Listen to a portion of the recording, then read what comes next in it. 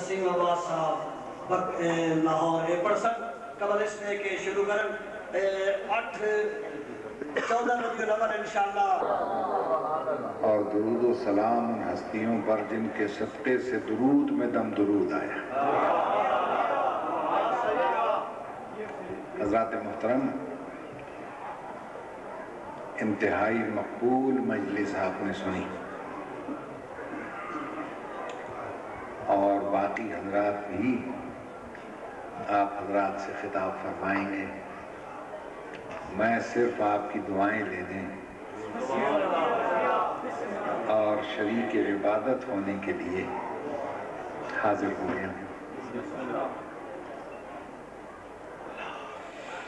بزرگان محترم، میرے ذہن میں ابھی تک کوئی ایسا عنوان نہیں آیا کہ جس پر میں آپ حضرات سے خطاب کر سکوں.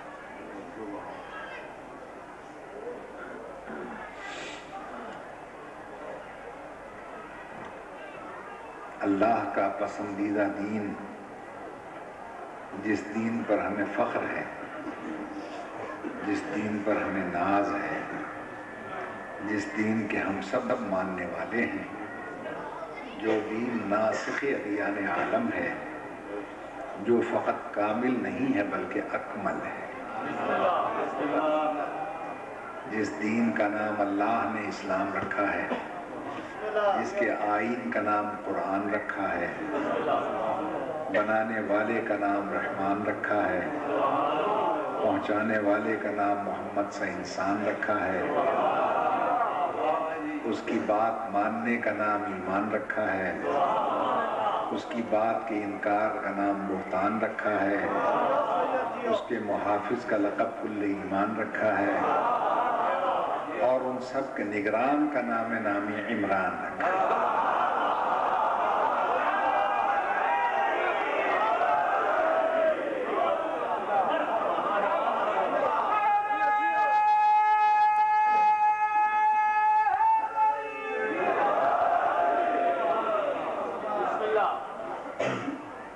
یہ اللہ کا پسندیدہ دین دو چیزوں سے مل کر مرکب ہوتا ہے. ایک کو کہتے ہیں اصول دین اور دوسرے کو کہتے ہیں فروع دین. جب اصول اور فروع ملتے ہیں تو اس دین کا جسم بنتا ہے.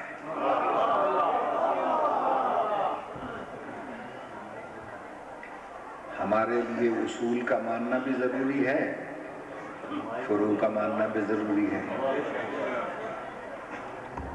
اصول اس لیے ماننا ضروری ہے کہ جڑ کے بغیر درخت قائم نہیں رہتا، اور فروع اس لیے ماننا ضروری ہے کہ ثمر شاخ سے ملتا ہے. تو اصول اور فروع سے اسلام کا جسم بنتا ہے. اب اگر آپ چاہتے ہیں کہ اس جسم میں روح بھی آ جائے تو روح نام ہے اس عاشقانہ کیفیت کا جس کو قرآن کی زبان میں مودت کہتے ہیں.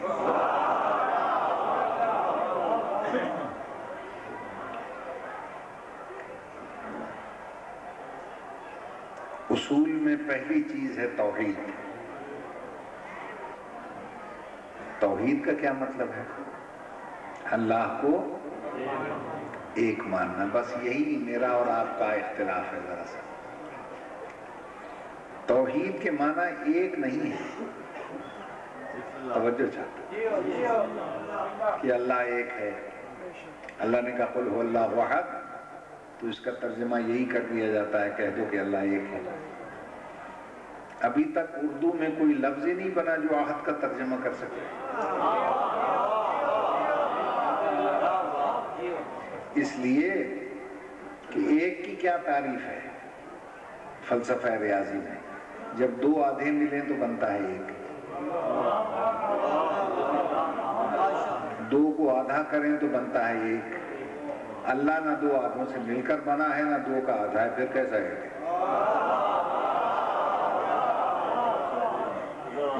پھر کیسا ہے؟ وہ احد ہے. توجہ ہے یہ نہیں؟ احد کسے کہتے ہیں؟ اس کی وضاحت باب العلم نے فرمائی۔ خطیب منبر سلونی باب مدینۃ العلم مولائے کائنات سے پوچھا گیا مل فرق بین الاحد والواحد، واحد بھی ایک کو کہتے ہیں احد بھی ایک کو کہتے ہیں، تو دونوں میں فرق کیا ہے؟ اب بڑے غور سے سنیے۔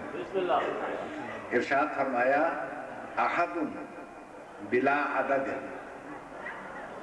احد اس اکائی کو کہتے ہیں جو ناقابل تقسیم، ایسی اکائی جو تقسیم نہ ہو سکے اسے کہتے ہیں احد، اور واحد جو تقسیم ہو جائے وہ واحد ہے، جو دو بن جائے وہ واحد، جو تقسیم نہ ہو سکے وہ احد۔ جب اللہ نے اپنا تعارف کروایا تو کہا قل هو اللہ احد، جب نبی نے اپنا تعارف کروایا تو کہا انا وعلی من نور واحد۔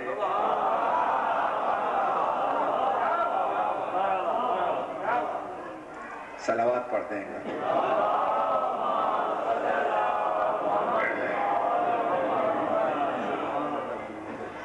توجہ ہے صاحب؟ اب مجھ میں اتنی طاقت تو ہے نہیں کہ میں پوری قوت سے عرض کر سکوں، بس کلام کی خوبی یہ نہیں ہے کہ زیادہ دیر تک ہوتی رہے، بلکہ اتنی مختصر اور جامع و مانع ہو کہ ایک لفظ کہا جائے اور آپ کے ذہن میں 10 لفظیں خود بخود پیدا ہو جائیں۔ صلوات۔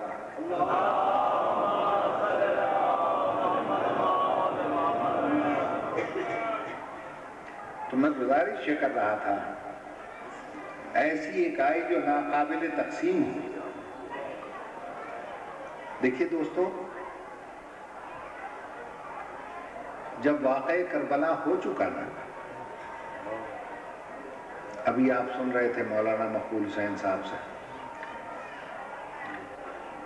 تو دنیا نے یہ دیکھا کہ جو اللہ اللہ کرنے والا تھا اس کا سر تو نوک نیزہ پہ آ گیا، اور اس کی بہنوں کے ہاتھ گردن سے بن گئے۔ اس کا ری ایکشن یہ ہوا کہ کچھ لوگوں نے کہا کہ وجود خدا کی دلیل ہے واقعہ کربلا۔ نوجوان جذباتی ہوتا ہے، نوجوانوں نے پڑھ رہا حاجرہ کی طرف ایک بادشاہ وقت نے ہاتھ بڑھایا تھا تو اللہ نے اس کے ہاتھوں کو خشک کر دیا تھا۔ اگر وہ اللہ ہوتا تو فخر سارا اور فخر حاجرہ کے ہاتھ کیسے بن جاتے؟ لہذا یہ ری ایکشن ہوا کہ اس دنیا میں کوئی اللہ ہے ہی نہیں۔ توجہ کیجیے ذرا اس پوائنٹ سے بھی اس واقعے کو دیکھیے۔ اب امام زین العابدین علیہ السلام کی ذمہ داریاں،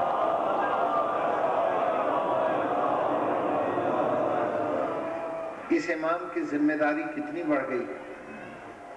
اب امام کی امامت کا یہ فرض تھا کہ وہ ثابت کرے کہ یہ واقعہ وجود خدا کی دلیل ہے، خدا کے نہ ہونے کی دلیل نہیں ہے۔ اب وہ کیسے تبلیغ کریں اللہ کی؟ زبان پہ پابندی، لکھ سکتے نہیں، ہاتھوں میں ہتھکڑیاں۔ تو امام نے تعارف خدا کا ایک نیا اسلوب دنیا کو سمجھایا کہ دعائیں ایسی مانگی کہ جو وجود خدا کی دلیل بن گئی۔ جب ان دعاؤں کو جمع کیا گیا تو ایک کتاب معرض وجود میں آئی جس کا نام ہے صحیفہ کاملہ۔ توجہ ہے یا نہیں؟ میرے امام نے، ابھی آپ کوفے کا ذکر سن رہے تھے نا، اسی کوفے میں پہنچ کر ابن زیاد کے دربار میں جب کہا الحمدللہ الذی شرفنا بالنبوۃ والامامہ، اس خدا کی حمد کرتا ہوں جس نے ہمیں نبوت اور امامت سے فیض یاب فرمایا۔ تو وہ ملعون گھبرا گیا ابن زیاد. اس نے کہا کہ بھاری بھرکم زنجیروں اور طوقوں نے ابھی تک تمہارے ذہن سے اللہ کا وجود مٹایا نہیں. اور کہنے لگا دیکھا تمہارے اللہ نے تمہارے ساتھ کیا کام کیا ہے. امام نے فرمایا اللہ نے نہیں کیا، تم نے کیا. اس نے کہا نہیں اللہ نے کیا. اس نے کہا نہیں تم نے کیا. اللہ خیر کرتا ہے، شر نہیں کرتا. اگر امام چپ ہو جاتے تو آج خیر ہی و شر ہی میں اللہ تعالیٰ پہ مہر لگ جائے.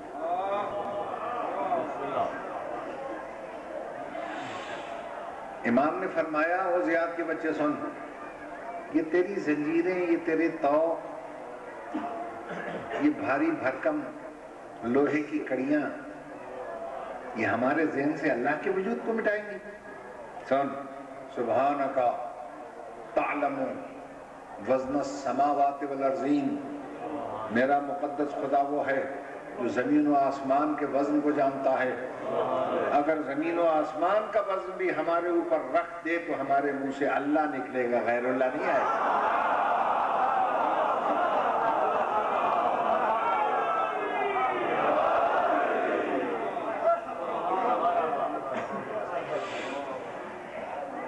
پھر ارشاد فرمایا سبحانک تعلم وزن الشمس والقمر، جن سورج ستاروں کی تم پوجا کرتے ہو دیوتا سمجھ کر، میرا معبود وہ ہے جو سورج اور چاند کے وزن کو بھی جانتا ہے.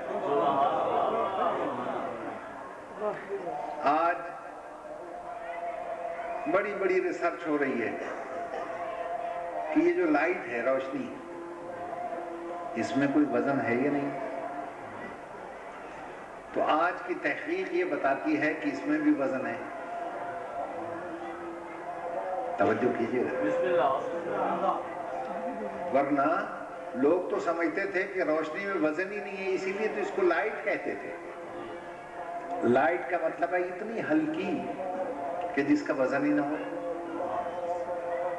آج ثابت ہو گیا کہ نہیں، اس میں بھی وزن ہے.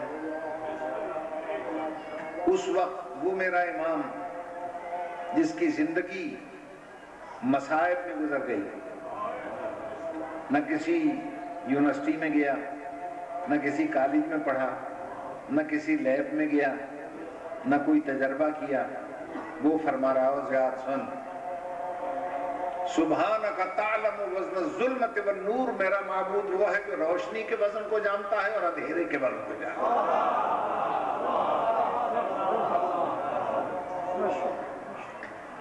آج ایک اور ریسرچ ہو رہی ہے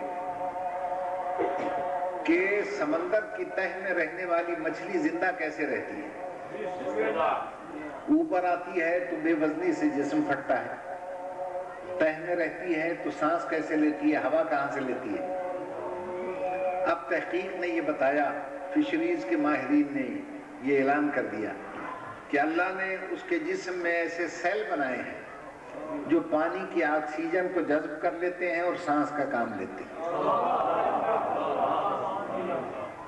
اس ملعون کے دربار میں میرا معصوم فرما رہا ہے سبحانک تعلم انفس الحیتان فی قعور البحور. اور زیاد کے بچے، میرا معبود وہ ہے جو کروڑوں ٹن پانی کے نیچے دبی ہوئی مچھلی کے منہ سے نکلتے ہوئے سانس کے وزن کو جانتا ہے.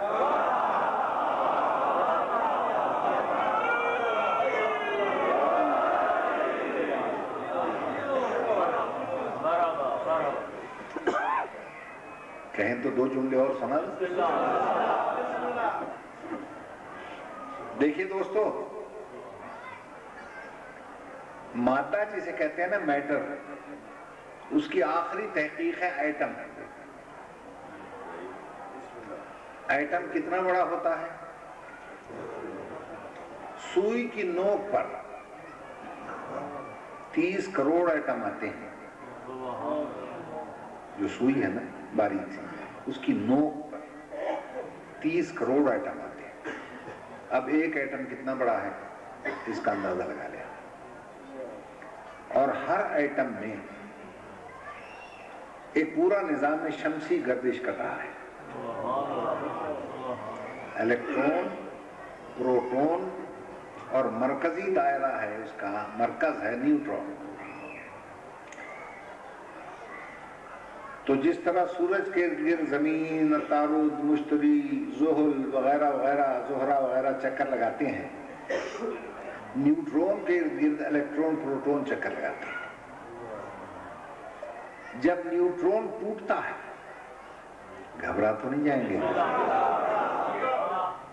جب نیوٹرون ٹوٹتا ہے تو یہ دوسرے ایٹم کے نیوٹرون سے ٹکرا کر اسے توڑ دیتا ہے، پھر اس سے ایک شعلہ نکل آتا ہے، جیسے سورج سے دھوپ نکلتی ہے۔ اسی کو ڈاکٹر اقبال نے بتایا تھا، لہو خورشید کا ٹپکے اگر ذرے کا دل چیرو۔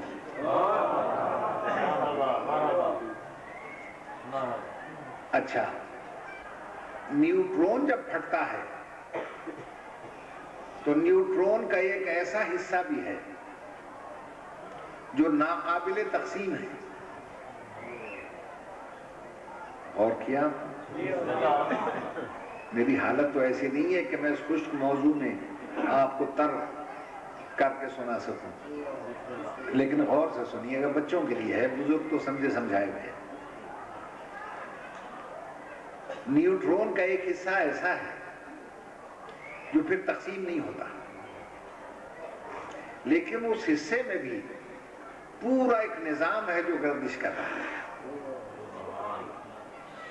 اب سنیں میرا معصوم کیا کہتا ہے وجود خدا پر۔ سبحانک تعلم وزن الفیء والہوا، میرا معبود مطلق وہ ہے جو ہوا میں اڑتے ہوئے ذرے کے اس ناقابل تقسیم حصے کے اندر گردش کرنے والے اس نظام کے توازن کو برقرار رکھنے کا ڈھنگ جانتا ہے۔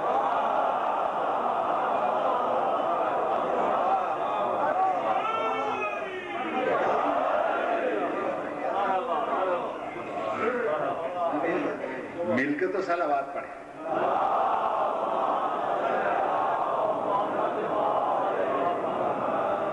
سارا دربار پریشان ہو گیا اور ایک دوسرے سے کہنے لگے کہ یہ تو کوئی ما فوق البشر انسان لگتا ہے، کیسی باریکیاں بیان کر رہا ہے۔ تو پورا دربار چیخ پڑا، زدنی بیانا، ذرا اللہ کا تعارف اور تفصیل سے کروائیں۔ اب معصوم کے جملے سن لیا، تفصیل کا وقت نہیں ہے میرے پاس۔ ارشاد فرمایا، نہیں جانتے، اب بھی نہیں جانتے میرا خالق کون ہے؟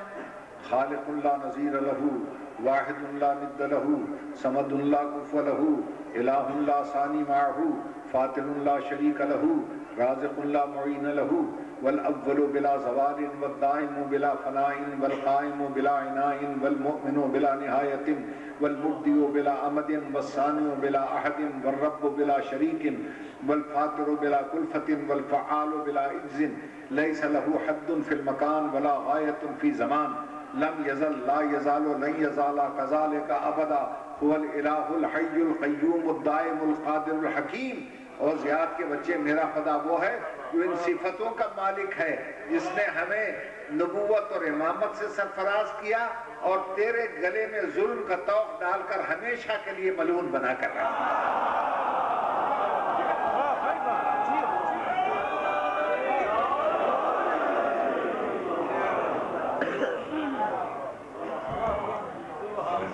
میرے محترم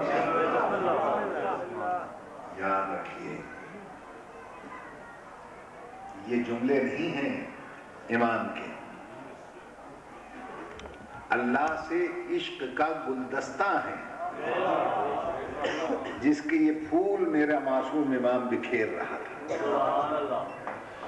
اور یاد رکھو کہ حدیث عشق دو باب است، کربلا و دمشق۔ عشق کی ساری کہانی دو حصوں پر مشتمل ہے، ایک کا نام کربلا ہے، ایک کا نام دمشق ہے۔ یکے حسین رقم کرد دیگر زینب۔ کہانی کا ایک حصہ بھائی نے مکمل کیا، دوسرا حصہ بہن نے مکمل کیا۔ عزیزو، بھائی تو ایک حصہ مکمل کر کے آرام سے کربلا کے بستر پہ سو گئے۔ سلانے والوں نے ایسی لوریاں دی تھی اسے کہ میرا 12واں امام پکار اٹھا، سلام ہو اس مظلوم پر جس کی دائیں پسلیاں بائیں طرف آ گئی، بائیں پسلیاں ٹوٹ کے داہنی طرف آ گئی۔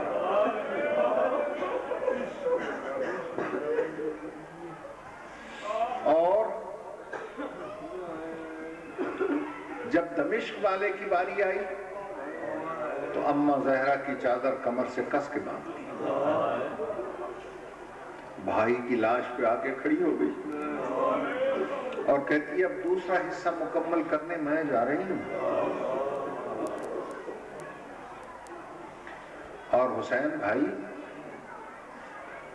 مجھے تیرا بچپن بھی یاد آ رہا ہے، عید کا دن بھی یاد آ رہا ہے، اماں نے جنت کے درزی سے تیرا عید کا جوڑا منگوایا تھا وہ بھی یاد آ رہا ہے۔ اب میں 11 محرم کو یہ پوچھنے آئی ہوں، وہ درزی بھی موجود ہے، جنت بھی موجود ہے، میری زبان میں ماں والا اثر بھی ہے، اگر اجازت دے دے تو جس درزی سے ماں نے عید کا جوڑا منگوایا تھا میں اسی درزی سے تیرا کفن منگوایا۔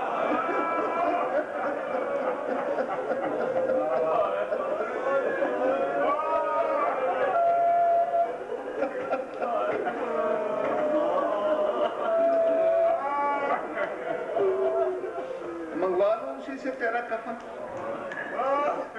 شہید اعظم کی لاش تڑپ گئی، آواز آئی میری بہن تکلیف نہ کر، جن ظالموں نے انگوٹھی کے لالچ میں میری انگلی نہیں چھوڑی وہ جنت کا کفن چھوڑ دیں گے؟ ہو جانے دے بے کفن دفن، کوئی بات نہیں۔ اچھا حسین، تو بادشاہ ہے، تیری اگر یہی مرضی ہے بے کفن دفن ہو جا، لیکن ایک بات میری سن لے، مجھے میرا بابا عالمہ غیر معلمہ کہتا تھا، میں وعدہ کرتی ہوں تیری بے کفنی کا اتنا پرچار کروں گی، اتنی تشہیر کروں گی، سن میری بات، قیامت تک ہر مومن تیرے کربلا کا کفن نہ مانگے مجھے زینب نہ کہنا۔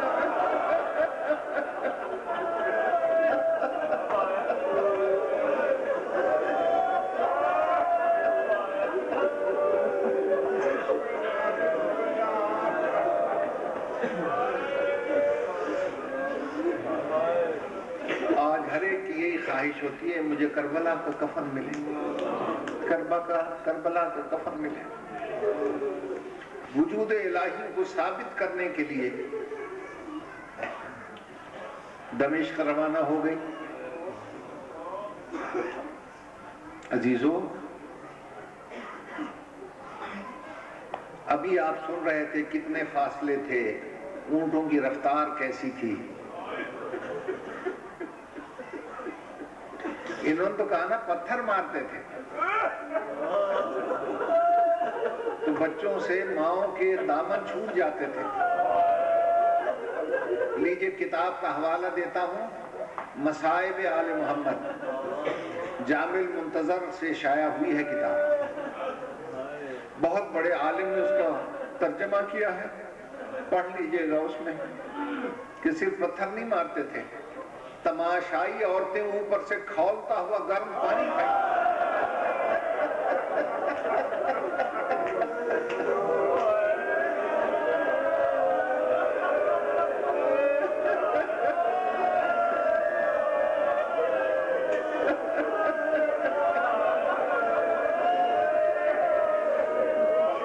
بس دوستو، بڑے حوصلے سے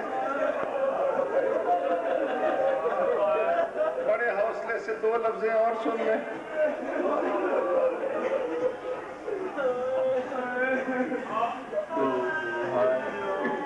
اللہ کو ثابت کرنا آسان نہیں تھا، 9 میل پیدل چلایا گیا اسے۔ پوچھئے علماء سے مولانا مقبول حسین صاحب سے پوچھئے، مصائب کے شہنشاہ ہیں، پوچھئے ان سے، جب گھر کے صحن میں چلتی تھی تو مولا علی اپنی ابا پاؤں کے نیچے بچھا دیتے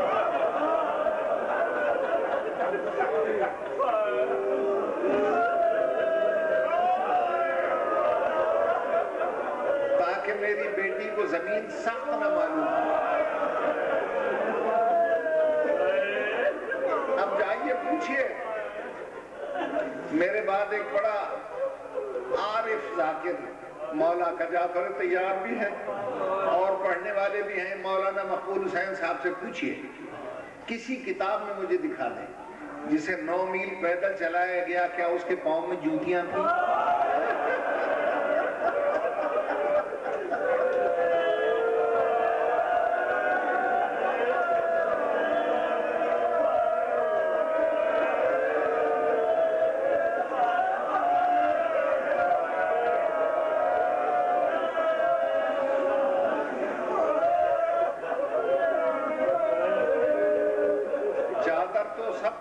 نہیں تھی، اور جوتیاں کہاں گئی؟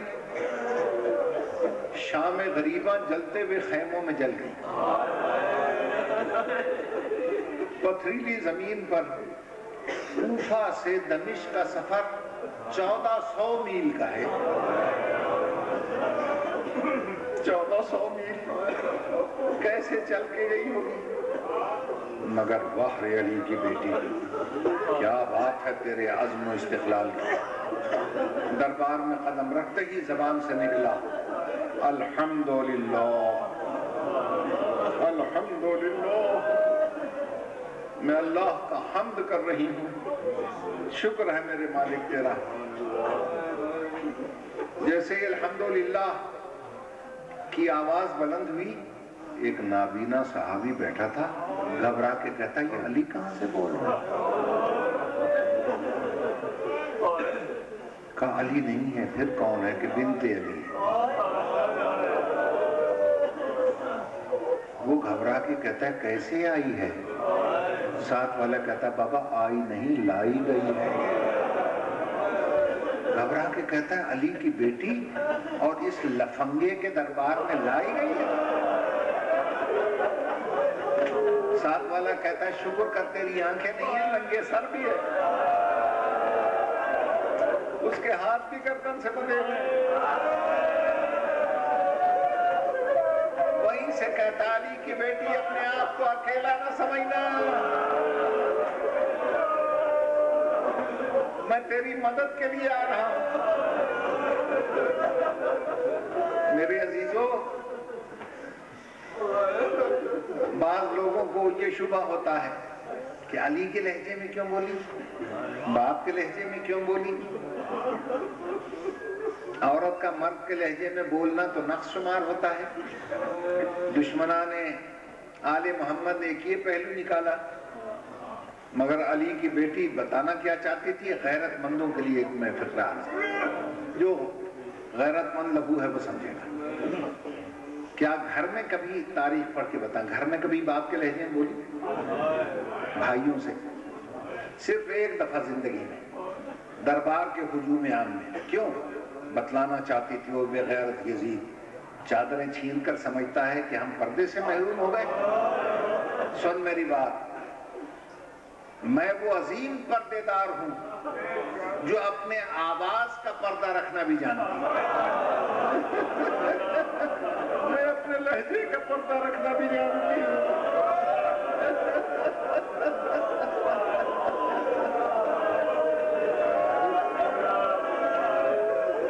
میں ان تماشائیوں میں اپنے لہجے کو بے پردہ کیوں کروں؟ بس یہ فقرے کا کہنا تھا کہ اچانک دربار کا پردہ اٹھا اور بادشاہ کی اپنی بیوی سر پیٹتی ہوئی دربار میں داخل ہو گئی۔ واہ محمد ابو عالیہ! یزید نے گھبرا کے اپنی ابا اس کے اوپر پھینکی اور کہا مردوں میں کیوں آ گئی، واپس جا۔ اس نے یزید کو دھکا دیا، ابا کو ایک طرف پھینکا، کہا بے غیرت کمینے، اپنی بیوی کے پردے کا خیال ہے اور جس کی ماں کا جنازہ رات کے اندھیرے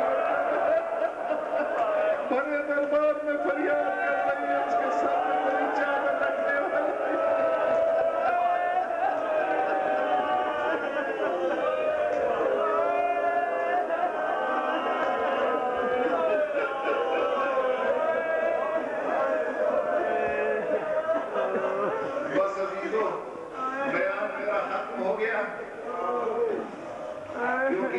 مصائب ہیں جو مجھ جیسے سے پڑھے نہیں جاتے. دنیا مجھے بے سید کہتی ہے. لوگ کہتے ہیں بیمار خون کے آنسو رونے لگا. خدا کی قسم ایک ایک لمحہ ایسا گزرا ہے وہ تو پھر بھی زندہ رہا نا. آپ جیسا اگر ہوتا تو جگر پھٹ جاتا اور مر جاتا. کون برداشت کرے گا؟ ایک مسخرہ دربار میں آیا, بس ایک جملہ میں اجازت لیتا ہوں. مسخرہ دربار میں آیا اور یزید نے خوش ہو کر کہا تو نے ہمیں خوش کیا, بتلا کیا انعام لے گا. اس مسخرے نے تھا تو عیسائی, اسے نہیں پتا تھا یہ کون کھڑے ہیں. بس ایک فقرہ میں تشریح نہیں کر سکتا. اس نے کہا او یزید بادشاہ, میرے گھر میں آج کل کوئی کھانا پکانے والی عورت نہیں ہے.